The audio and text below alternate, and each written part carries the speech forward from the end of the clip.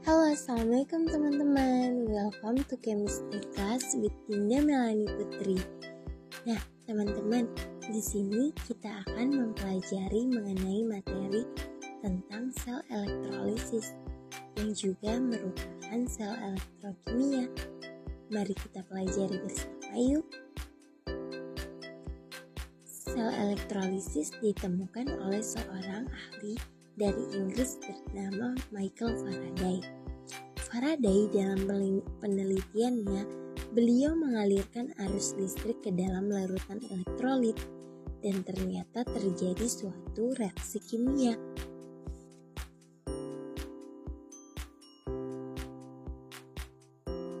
Nah, proses penggunaan arus listrik untuk menghasilkan reaksi kimia disebut sel elektrolisis.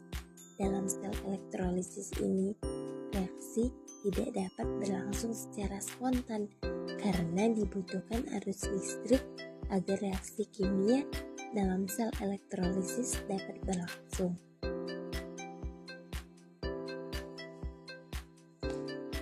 Nah, selanjutnya mengenai komponen penyusun sel elektrolisis. Teman-teman bisa memperhatikan gambar berikut ini. Komponen pertama dalam sel elektrolisis adalah elektroda.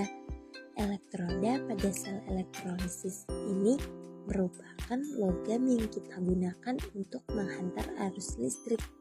Kemudian elektroda kita bagi menjadi dua, yaitu katoda dan anoda. Pada sel elektrolisis ini, katoda merupakan tempat terjadinya reaksi reduksi dan anoda merupakan tempat terjadinya reaksi oksidasi, di mana katoda berperan sebagai kutub negatif, sedangkan anoda berperan sebagai kutub positif. Berikutnya, pada sel elektrolisis, kita juga menggunakan larutan elektrolit sebagai sumber kation dan anion.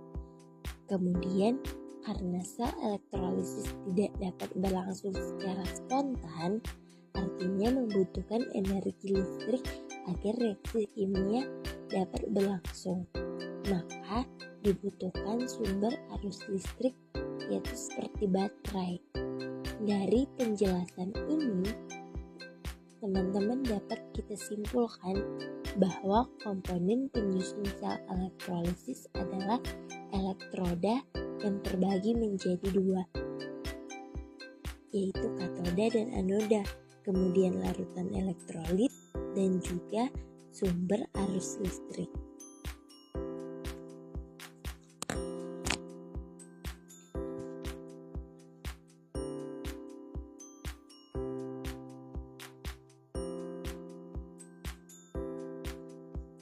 Nah, selanjutnya pada sel elektrolisis, katoda dan anoda dicelupkan ke dalam suatu larutan elektrolit yang tersusun kation dan anion. Contohnya, larutan NaCl yang tersusun dari kation Na+ dan anion Cl-. Dan contoh yang kedua, larutan CuSO4 tersusun dari Cu2+ dan SO42-. Nah, sekarang kita bahas mengenai sel elektrolisis di katoda. Pada katoda, reaksi elektrolisis bergantung pada jenis kation. Yang pertama, kation logam aktif, yaitu golongan 1A, kecuali hidrogen. Golongan 2A, aluminium 3+, dan mangan 2+.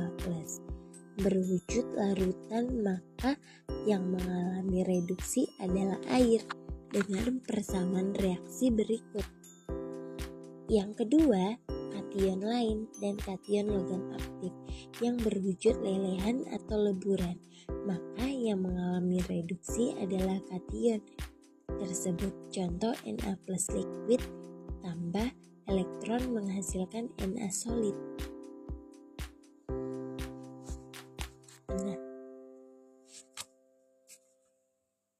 Nah, selanjutnya teman-teman, reaksi elektrolisis di anoda. Pada anoda, reaksi elektrolisis bergantung pada anoda dan anion. Anoda terdapat dua jenis, yaitu inert dan tidak inert. Anoda inert yaitu elektroda pada anoda tidak terlibat dalam reaksi oksidasi. Anoda tidak inert yaitu anoda mengalami reaksi oksidasi. Yang pertama, anoda inert. Yang termasuk anoda inert adalah platina, kation, dan emas. Anion yang bereaksi ada beberapa ketentuan, yaitu anion sisa asam oksi seperti SO42-, NO3-, dan PO43-.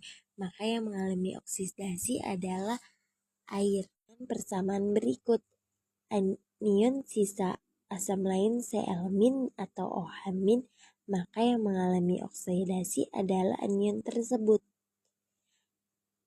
Nah, teman-teman, di sini ada dua soal. Teman-teman bisa mengerjakan soal berikut ini.